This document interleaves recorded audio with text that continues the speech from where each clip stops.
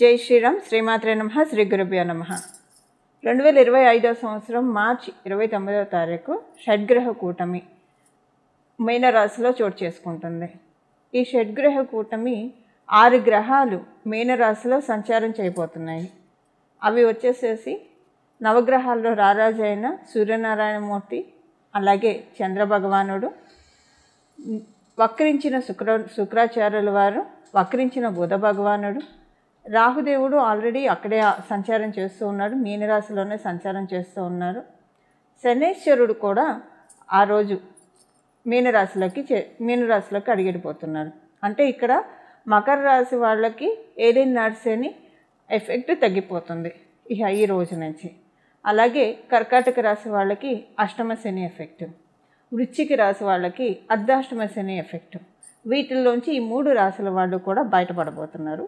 శనైశ్వరుడు సంచారం గురించి మనం విడిగా మళ్ళీ మాట్లాడుకుందాం. ప్రస్తుతం మనం ఈ షడ్గ్రహ కూటమి 6 గ్రహాలు కాలపురుషుడి కుండలిలో 1000 స్థానంలో సంచారం చేస్తూ ద్వాదశ రాశుల వాళ్ళకి, ద్వాదశ లగ్నాల వాళ్ళకి ఎలాంటి ఫలితాన్ని సూచిస్తున్నాయి, తీసుకోవాల్సిన జాగ్రత్తలు ఏంటి, ఇవన్నీ మనం ఒకసారి చూద్దాం. వీటి ఎంతటికంటే ముందు రాహుకేతువులు ఇద్దరూ కూడా 12వ స్థానం మరియు షష్ఠ స్థానంలో సంచారం చేస్తున్నాడు. కేతు భగవానుడు షష్ఠ స్థానంలో, రాహుదేవుడు 1000 స్థానంలో సంచారం చేస్తున్నాడు. అంటే కాలపురుషుడి కుండలిలో నుంచి 1000 స్థానమైన మీనరాశిలో సంచారం చేస్తూ ఉన్నాడు. ఈ కన్యా రాశి కరెక్ట్గా చూసుకుంటే కనుక మనకి అంటే మిడ్ ఆఫ్ ద జోడియాక్ షడ్రూపీస్ని సూచిస్తుంది ఈ కన్యా రాశి. రుణ రోగ శత్రుస్థానం అని చెప్తుంది జ్యోతిష శాస్త్రం. ఈ కన్యా రాశిని 6వ స్థానాన్ని, అంటే ఏ రాశికైనా సరే 6వ స్థానం రుణ రోగ శత్రుస్థానాన్ని సూచిస్తుంది. అక్కడ కేతు భగవానుడు ఉన్నాడు. యాక్చువల్గా రాహు భగవానుడికి కన్యా రాశి చాలా కంఫర్టబుల్ ప్లేస్, మీనరాశిలో కేతు దేవునికి చాలా కంఫర్టబుల్ ప్రదేశం. వీళ్ళిద్దరూ కూడా దానికి ఆపోజిట్గా సంచారం చేస్తూ ఈ షడ్గ్రహ కూటమి చోటు చేసుకుంటూ ఉంది. 12వ స్థానము మనందరినీ కూడా లిబరేట్ చేసే హౌస్. ప్రతి విషయంలో నుంచి, మనకున్న ఈతి బాధల నుంచి, అంతెందుకు మన సోల్ కూడా లిబరేట్ అవుతుందా లేదా, ఈ బాడీలోంచి ఈ సోల్ ఎప్పుడైతే డిపార్చర్ అవుతుందో ఈ సోల్ ముక్తి పదంలోకి వెళ్తుందా, ఉత్తమ గతిలోకి వెళ్తుందా, అధోగతికి వెళ్తుందా, ఊర్ధ్వలోకాలకు వెళ్తుందా, ఇలాంటివన్నీ కూడా మనం 12వ స్థానం వ్యయభావం నుంచి చూస్తాం. అంటే వ్యయభావం అంటే మొత్తం ఖర్చు అయిపోవడం, డబ్బులు ఖర్చు అయిపోవడం, మన కర్మలు కూడా ఖర్చు అయిపోవడం. అది పుణ్యకర్మలు కావచ్చు, పాపకర్మలు కావచ్చు. ఈ 2 ఖర్చు అయిపోయినప్పుడే మన సోలు ఉత్తమ గతులు చేరుకోవడానికి అర్హత సాధిస్తుంది. అయితే ఇప్పుడు మనకు అది ఇర్రెస్పెక్టివ్ ఈ 12వ స్థానంలో చోటు చేసుకోబోయే ఈ షడ్గ్రహ కూటమి ద్వాదశ రాశుల వాళ్ళకి ఎలాంటి ఫలితాన్ని తెచ్చిపెట్టబోతుందో. ఈ షడ్గ్రహ కూటమిలో ఒక విశేషాంశం ఉంది. ఈ షడ్గ్రహ కూటమి ఒక 2 విశేషాంశాలను సూచిస్తుంది. కన్యా రాశిలో కేతు భగవానుడు సంచారం చేస్తున్నాడు. కన్యా రాశ్యాధిపతి అయిన బుధ భగవానుడు మీనరాశిలో సంచారం చేస్తూ ఉన్నాడు. ఆయన ఆయన వక్రగతిలో ఉన్నాడు. ఇది నీచ స్థానం. మీనరాశి బుధ భగవానుడికి నీచ స్థానం. నీచ స్థానంలో ఉండి వక్రించాడంటే ఇది ఒక ఉచ్చ స్థానాన్ని సూచిస్తుంది. అంటే ఇది ఒక ఎగ్జాల్టేషన్ పాయింట్గా మనకి కన్సిడరేషన్లోకి వస్తుంది. అలాగే ఇక్కడ పరివర్తన యోగం కూడా మీనరాశి అధిపతి అయిన గురు భగవానుడు వృషభ రాశిలో సంచారము, అలాగే వృషభ రాశ్యాధిపతి అయిన శుక్రాచార్యుల వారు మీనరాశిలో సంచారము. ఈయన కూడా వక్రగతిలోనే ఉన్నాడు. ఈయనకి అది ఎగ్జాల్టేషన్ పాయింట్, మీనరాశి ఎగ్జాల్టేషన్ పాయింట్. అక్కడ ఆయన వక్రంలో ఉన్నాడు. సో ఇప్పుడు ఈ గోచార గ్రహస్థితుల రీత్యా ద్వాదశ రాశుల వాళ్ళకి, ద్వాదశ లగ్నాల వాళ్ళకి ఎలాంటి ఫలితాలు రాబోతున్నాయో మనం ప్రతి ఒక్క రాశికి విడివిడిగా ఒకసారి మనం ఇప్పుడు స్టడీ చేద్దాం. సింహరాశిలో పుట్టిన వాళ్ళకి ఈ షడ్గ్రహ కూటమి ఎలాంటి ఫలితాన్ని ఇస్తుంది? మీకు అష్టమ స్థానంలో చోటు చేసుకుంటూ ఉంది. అష్టమ స్థానము సాధారణంగా అంటే ఎవరైనా బాగా జ్యోతిష్యంలో డీప్ రీసెర్చ్ చేసేవాళ్ళు, జ్యోతిష్యాన్ని ఒక తపస్సుగా భావించేవాళ్ళు, వాళ్ళ ముందు చార్ట్ పెడితే స్టార్టింగ్లో వాళ్ళు పంచమ స్థానం, నవమ స్థానం వీటి మీద దృష్టి పెట్టేవాళ్ళు అయినా సరే స్టార్టింగ్లో డెఫినెట్గా వాళ్ళ చూపు బాగా రీసెర్చ్ చేసేవాళ్ళు, జ్యోతిష్యాన్ని ఒక తపస్సుగా తీసుకున్న వాళ్ళు డెఫినెట్గా వాళ్ళ చూపు అష్టమ స్థానం మీద వెళ్తుంది. అంటే అష్టమ స్థానం అంత ప్రత్యేకమైన స్థానం. అష్టమ స్థానం మనకి లాంగివిటీని సూచిస్తుంది. మన జాతకంలో ఎన్ని యోగాలు ఉంటే ఏం లాభం, అనుభవించకపోతే ఏదైనా నిరుపయోగమే. సో మనకి మన జాతకంలో ఉన్న యోగాలన్నీ మనం తీసుకోగలుగుతామా లేదా అన్నది అష్టమ స్థానం మాత్రమే సూచిస్తుంది. అష్టమ స్థానంలో మీకు ఈ షడ్గ్రహ కూటమి ఏర్పడటం మీకు ఏ విషయంలో ఆయుష్నిస్తుంది అంటే మీకున్న ధన సంపత్తికి ఆయుష్నిస్తుందా, అలాగే మీకు మైత్రికి ఆయుష్నిస్తుందా, వృత్తిపరంగా ఆయుష్నిస్తుందా, అది ఇప్పుడు మనం చూద్దాము. డెఫినెట్గా ఫైనాన్షియల్ మ్యాటర్స్లో మంచి ఆయుష్ని పోస్తుంది ఈ షడ్గ్రహ కూటమి మీకు అష్టమ స్థానంలో జరుగుతుంది. మంచి ఆయుష్ని పోస్తుంది అంటే మీకు ఈ సమయంలో వచ్చే డబ్బులు, ఈ సమయంలో మీకు వచ్చే ఆపర్చునిటీసు, ఈ సమయంలో మీకు వచ్చే అవకాశాలు ఇవన్నీ కూడా డెఫినెట్గా మీకు లాంగ్ లాస్ట్ అవుతాయి, అంటే చాలా కాలం కొనసాగుతాయి. ఆయుష్ ఎక్కువగా ఉంటుంది వీటన్నిటికీ కూడా. ఉదాహరణకి మీకు ఈ సమయంలో మంచి ఉద్యోగం వచ్చిందంటే దీనికి మీ ఉద్యోగానికి ఆయుర్దాయం ఎక్కువగా ఉంటుంది, మీరు సంపాదించే సంపాదనకు ఆయుర్దాయం ఎక్కువగా ఉంటుంది. అంటే ఇప్పుడు మీరు ఈ ఉద్యోగంలో చాలా కాలం కంటిన్యూ అవ్వచ్చు, లేదా ఈ ఉద్యోగం నుంచి ఇంకొక మంచి ఉద్యోగంలోకి జంపిన అది చాలా కాలం కంటిన్యూ అవ్వచ్చు. ఇలా మీకు చాలా మంచి ట్రాన్స్ఫర్మేషన్ ఫైనాన్షియల్ మ్యాటర్స్లో వస్తాయి. మీరు వ్యాపారస్తులు అయితే కనుక ఇక్కడ మీరు జాగ్రత్తగా గమనించండి. మార్చి మరియు ఏప్రిల్ ఈ 2 నెలల్లో చాలా ట్రాన్స్ఫర్మేషన్స్ ఇస్తారు వ్యాపారస్తులు. ఈ ట్రాన్స్ఫర్మేషన్స్ మీకు చాలా సంతృప్తికరంగా అనిపిస్తుంది. ఒక్కోసారి మనకు అనిపిస్తుంది కదా భగవంతుడిని చాలా ఇస్తూ ఉన్నాడు, మనము ఇచ్చేప్పుడు ఇంకా మళ్ళీ అడుగుతూ ఉంటే ఇది సబబు కాదేమో అనుకునే పరిస్థితులు కొంతమంది లైఫ్స్లో చూస్తూ ఉంటారు. ఇవి మనం వింటూ ఉంటాం కానీ మనం ఎక్స్పీరియన్స్ అవ్వము. ఇప్పుడు మీరు ఎక్స్పీరియన్స్ అవుతారు. మీ జన్మజాతకం బలంగా ఉంటే డెఫినెట్గా మీరు ఎక్స్పీరియన్స్ అవుతారు. అంటే ఇంతకంటే భగవంతుని ఎక్కువ అడిగితే అది క్రైమ్ ఏమో అని డెఫినెట్గా మీరు ఎక్స్పీరియన్స్ అవుతారు. ఇక నుంచి ఈ 2 మంత్స్లో అంత చేంజెస్ వస్తే ఇవి మీకు ఇంకా ఆయుష్ని ఇస్తుంది. ఇప్పుడు నేను మొదట చెప్పాను కదా ఆయుష్ని ఇస్తుందని. ఈ 2 మంత్స్లో చూసిందే మీకు చాలా కాలం అనమాట ఆయుష్ ఎక్కువగా ఉంటుంది, చాలా కాలం సేమ్ కంటిన్యూగా చూస్తారు. ఇది మీ జన్మజాతకం ప్రస్తుతం బలంగా ఉంటే కనుక. ఉదాహరణకి మీ జన్మజాతకం అస్సలు సపోర్టింగ్గా లేకపోతే అప్పుడు కూడా మీరు చూస్తారు.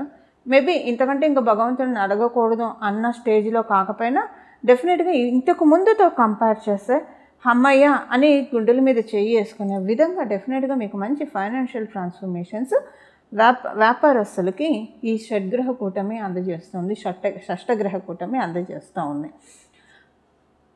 మీ రాష్ట్రాధిపతి కూడా ఈ షడ్గ్రహ కూటమిలో ఇన్వాల్వ్ అయి ఉన్నారు. సో మీకు ఆరోగ్య సమస్యలు ఏమైనా ఉంటే వాటి నుంచి గ్యాస్ట్రిక్ ట్రబుల్స్ కావచ్చు, అల్సర్స్ కావచ్చు, ఏవైనా సరే ఏ రకమైన హెల్త్ ప్రాబ్లంతో మీరు గోత్రూ అవుతున్నా లేదా మీ ఇంట్లో వాళ్ళు గోత్రూ అవుతున్నా వాటన్నిటి నుంచి మిమ్మల్ని బయటపడేస్తారు. ఒక మంచి వైద్యంతో కావచ్చు, అది ఎలాంటి వైద్యం అయినా సరే, అంటే మీరు వెళ్తారని కాదు టక్కన మీకు అలాగా కనెక్ట్ అవుతాయి. ఈ టైంలో కనుక ఏదైనా ప్రాబ్లం వస్తే హెల్త్ ప్రాబ్లం ఇంకా అది మీకు అది కిల్ అయిపోతుంది. ఆ హెల్త్ ప్రాబ్లం అనేది కిల్ అయిపోయి ఆరోగ్యానికి ఆయుష్ని ఇస్తాడు సూర్యనారాయణ మూర్తి. అంటే మీకు ప్రతిదానికి ఆయుష్ కావాలి మనకి ఇప్పుడు ఆరోగ్యానికి ఆయుష్ని ఇస్తూ ఉన్నాడు సూర్యనారాయణ మూర్తి.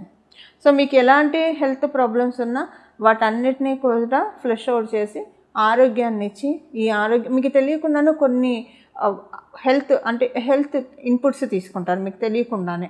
సూర్యనారాయణమూర్తి అలా తీసుకునే విధంగా మిమ్మల్ని ప్రేరేపిస్తాడు. ఏదైనా ఒక పండు తీసుకుంటే మీకున్న డిసీజ్ తగ్గిపోతాయి, లేదా మీకు తెలియకుండానే ఒక డాక్టర్ని కలిసి మీకు ఉన్న వ్యాధి క్యూర్ అవ్వచ్చు. ఇలా ఏదో ఒక రకంగా భగవంతుడు మిమ్మల్ని క్యూర్ చేస్తున్నారు, సూర్యనారాయణమూర్తి మిమ్మల్ని క్యూర్ చేస్తున్నారు. ఇది మీ జన్మజాతకం బాగా ఉంటే ఇది మీరు 100కి 100% చూసి తీరుతారు. మీ జన్మజాతకం బాగోకపోతే అప్పుడు డెఫినెట్గా ఒక 40% అయితే మీరు బయటపడటానికి అవకాశం ఉంటుంది. ఇప్పుడు ఆరోగ్యానికి ఆయుష్ని ఇస్తున్నాడు, ధనానికి ఆయుష్ని ఇస్తున్నాడు, మీకున్న పేరు ప్రఖ్యాతలకు ఆయుష్ని ఇస్తున్నాడు. ప్రతి దానికి కూడా ఆయుష్ పెరుగుతూ ఉంది. సింహరాశి సింహ లగ్నంలో పుట్టిన వాళ్ళకి ఈ షడ్గ్రహ కూటమి ఇది ప్రసాదిస్తుంది. ఇక్కడి నుంచి చాలా కాలం ఈ యోగం కొనసాగుతుంది. అంటే షడ్గ్రహ కూటమి ఇచ్చేది ఈ ఆయుష్ అనేది ఎక్కువ కాలం ఉంటుంది కదా. సో ఎక్కువ కాలం ఇవన్నీ కూడా మీకు వర్తిస్తాయి. ఇవి షడ్గ్రహ కూటమి మీకు ప్రసాదించే శుభ ఫలితాలు. చూశారు కదండి ఈ షష్టగ్రహ కూటమి మీ రాశి వాళ్ళకి ఎలాంటి ఫలితాన్ని అందజేస్తుందో. ఇప్పుడు మనం దీనికి చేసుకోవాల్సిన పరిహారం, ఏ పరిహారం చేసుకుంటే ఈ షడ్గ్రహ కూటమి యొక్క బ్యాడ్ ఇంపాక్ట్స్ మనకి రాకుండా అలాగే ఈ షడ్గ్రహ ఎప్పుడైనా సరే ఒక 2 గ్రహాలు కలిస్తే యోగం, 3 గ్రహాలు కలిస్తే యోగం, 4 గ్రహాలు కలిస్తే యోగం. ఎప్పుడైనా యోగాలు ఎలా ఏర్పడతాయి? ఒక గ్రహానికి ఇంకొక గ్రహానికి ఏదో ఒక రకమైన కనెక్షన్ ఉంటేనే యోగం వస్తుంది. కొన్ని గ్రహాలకు అసలు ఏ గ్రహంతో కనెక్షన్ లేకపోయినా కూడా యోగం వస్తుంది. అది ఎలాంటి వాళ్ళకు వస్తుందంటే మనకి వృషభ రాశి వాళ్ళకి, తులారాశి వాళ్ళకి, అలాగే కర్కాటక రాశి వాళ్ళకి, సింహరాశి వాళ్ళకి, మకర కుంభరాశుల వాళ్ళకి. ఇప్పుడు వృషభ రాశి వాళ్ళకి, తులారాశి వాళ్ళకి శనిశ్చరుడు ఒక్కడు చాలు, ఏ గ్రహంతో సంబంధం లేకుండా పరిపూర్తిగా రాజయోగాన్ని ఇచ్చేస్తాడు. అలాగే కర్కాటక రాశి, సింహరాశి వాళ్ళకి మంగళ ఒక్కడు చాలు, అతనికి ఏ గ్రహంతో, మంగళకి ఏ ప్లానెట్తో సంబంధం లేకపోయినా పరిపూర్తి రాజయోగాన్ని ఇస్తాడు.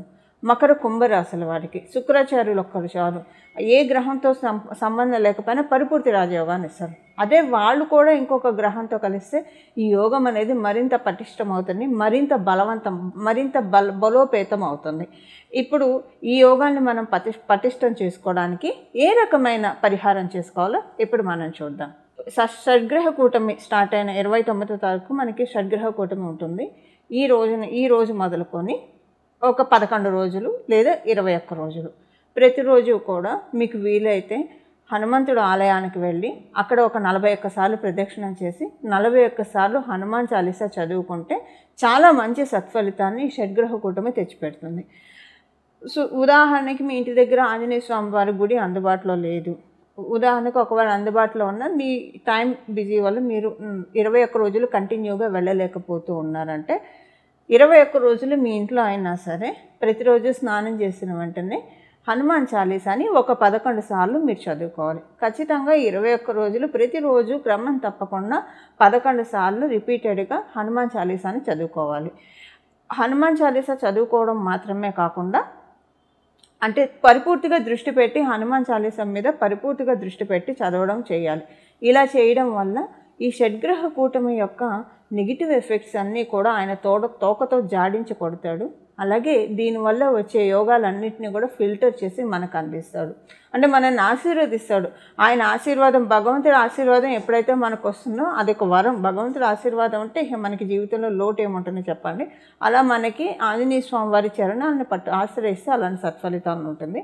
అలాగే మార్చి 29వ తారీఖు నుంచి ప్రతిరోజు కూడా శ్రీరామ భక్తాయ హనుమతే నమః, శ్రీరామ భక్తాయ హనుమతే నమః, శ్రీరామ భక్తాయ హనుమతే నమః, శ్రీరామ భక్తాయ హనుమతే నమః అని ఈ నామాన్ని సర్వకాల సర్వావస్థలో, అంటే మీరు ఏ పని చేస్తున్నా సరే ఈ నామాన్ని జపించుకోవచ్చు. మీరు ఉదయాన్నే కొంచెం స్నానం ఆలస్యంగా చేస్తున్నా ఈ నామాన్ని జపించవచ్చు, రాత్రి పడుకునేప్పుడు ఈ నామాన్ని జపించవచ్చు, మీరు ఏ పని చేస్తున్నా ఈ నామాన్ని జపించవచ్చు. మీరు బాత్రూమ్కి వెళ్ళినప్పుడు తప్పించి ఇంకా మిగతా సమయాలు మొత్తం కూడా ఈ నామాన్ని చక్కగా జపించవచ్చు. ఈ విధంగా హనుమంతుడి చరణాన్ని ఆశ్రయిస్తే ఈ షడ్గ్రహ కూటమి మనందరికీ కూడా చాలా చక్కటి శుభ ఫలితాన్ని మనకు అందజేస్తుంది.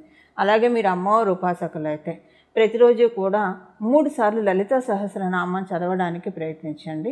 3 సార్లు లలిత సహస్రనామం చదవడం కావచ్చు, వినడానికి కావచ్చు ప్రయత్నించండి. ఇలా 3 సార్లు లలిత సహస్రనామం చదవడం వల్ల లేదా వినడం వల్ల కూడా చాలా చక్కటి సత్ఫలితాన్ని, ఎందుకంటే అమ్మవారు మనకి ఈ సమయంలో అంటే మన జన్మ కుండలిలో కనుక ఏదైనా మీ జన్మ జాతకంలో మీనరాశి సంబంధించిన ఎఫెక్ట్స్ ఏమన్నా ఉంటే, అలాగే ఇప్పుడు మనం తెలుసుకున్న ఈ షడ్గ్రహ కూటమి, ఈ షష్టగ్రహ కూటమి, ఈ 6 గ్రహాలు ఏమన్నా మీ జన్మ జాతకంలో సరిగ్గా లేకపోతే, బలోపేతంగా లేకపోతే లలిత సహస్రనామం ఈ సమయంలో 3 సార్లు చదవడం వల్ల ఆ షడ్గ్రహ కుటుంబంలో ఉన్న గ్రహాలన్నీ కూడా మన జన్మజాతకంలో బలోపేతం చేసుకోవడానికి చాలా చక్కగా అమ్మవారు దీవిస్తారు. ఇందులో ఏమాత్రం సందేహం లేదు. ఇలా మనందరం కూడా ఈ షడ్గ్రహ కూటమిని చక్కగా అనుకూలంగా మార్చుకోవాలని చెప్పి మన జన్మజాతకంలో ఉన్న ఇబ్బందుల నుంచి మనం బయటపడి గట్టెక్కి, అలాగే మన జన్మజాతకంలో ఉన్న బ్లెస్సింగ్స్ని మనకి వెలికి తీసే షడ్గ్రహ కూటమికి మనందరం కూడా ఆహ్వానం పలుకుదాము. మంగళం. నమో భగవతే వాసుదేవాయ.